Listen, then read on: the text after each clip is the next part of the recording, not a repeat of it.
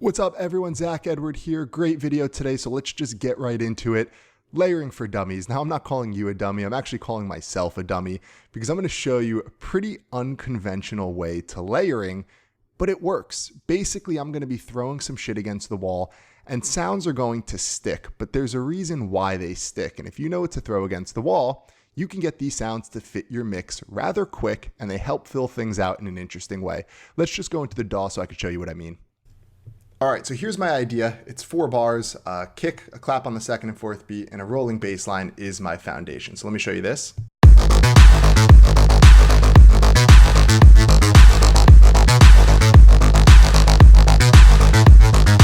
Not bad, right? But watch when I add in all the other sounds that I layered with.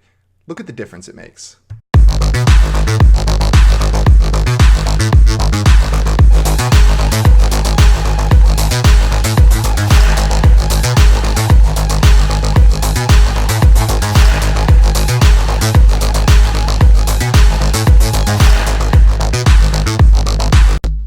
So you can see a lot of interesting sounds come in. There's more width, there's more depth, there's a lot more frequency content.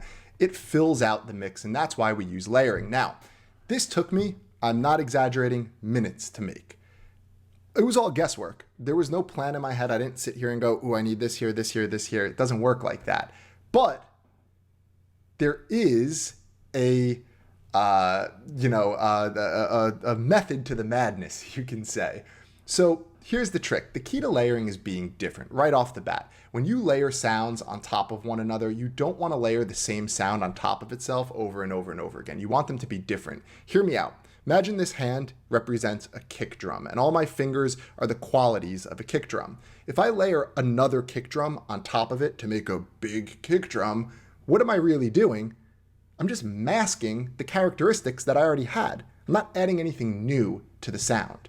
But if I take a sound that's completely fucking different, a vocal shot or a weird tonal synth, and I add that on top of the kick, well now the characteristics of each are completely different and they actually fit together like a glove. They kind of fill each other's weaknesses, each other's gaps.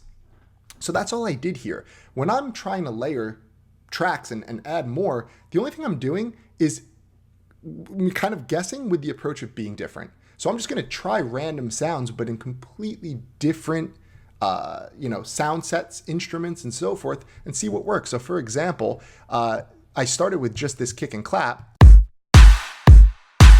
but then on top of the kick, I had like a tonal hit. I added a little click that comes after the actual kick here. And it's on every other, so the two of them, they add that. Now, on the clap, I also went with a tone, like a tonal kind of layer, and I chose a vocal shot. Why would you layer a vocal on top of a clap? It doesn't make sense, right? Well, it sounds pretty fucking good because they're so different. So I have this first vocal that comes on top of the clap.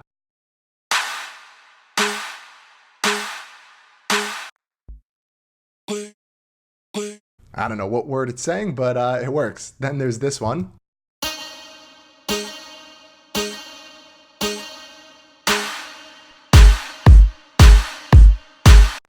Now, even combine that with these two hits from the kick.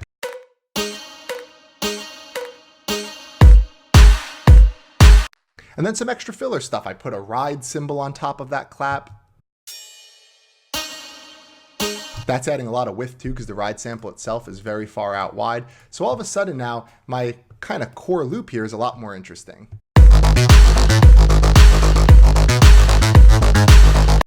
As far as some extras for the last clap of every 2 bars, I also went with a bigger version of the clap. I have this reverse sound, another crunch, which is a lot bigger, and another vocal crowd shot.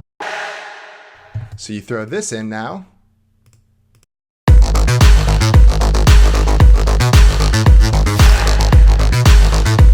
Notice that none of these sounds have anything to do with one another. That's the point. I'm throwing random shit against the wall. I'm hunting through different folders of samples that have nothing to do with one another, and magically it fits. It's just an easy way to kind of stumble upon greatness. So the last little thing is these hats. As far as this goes, I just created a pattern first in mono.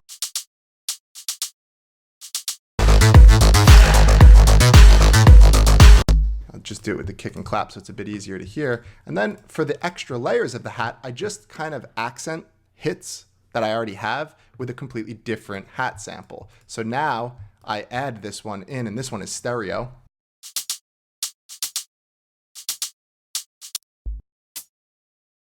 And it's only kind of doubling up that one hit, adding a bit of rhythm. Same thing then with this open hat. This kind of just accentuates one note down here.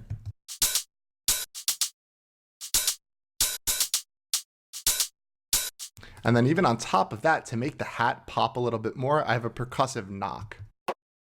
Has nothing to do with a hi-hat, right? But it fits. So now you add these to the picture, and all of a sudden our track is moving. And then let's say I want to add one more bit of filler and just some tonality to this. I have this effect sound, which really sounds atrocious on its own. Right, it's like good luck trying to make that work in a song, but oddly enough, because it's so out there and so different from everything else, it sounds pretty good in here. Watch when I bring it in.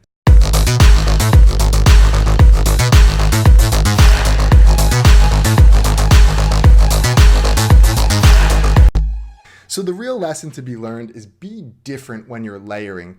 Guess, try random sounds, but control that randomness. Go hunt, for other sounds in folders that don't sound like the instrument you're trying to double up. Same thing goes with your synths and your bass sounds. Be as different from each patch as possible. The more differences you have, they'll actually fit together. If you start to layer too many of the same sounds on top of one another, they just mask each other's greatness.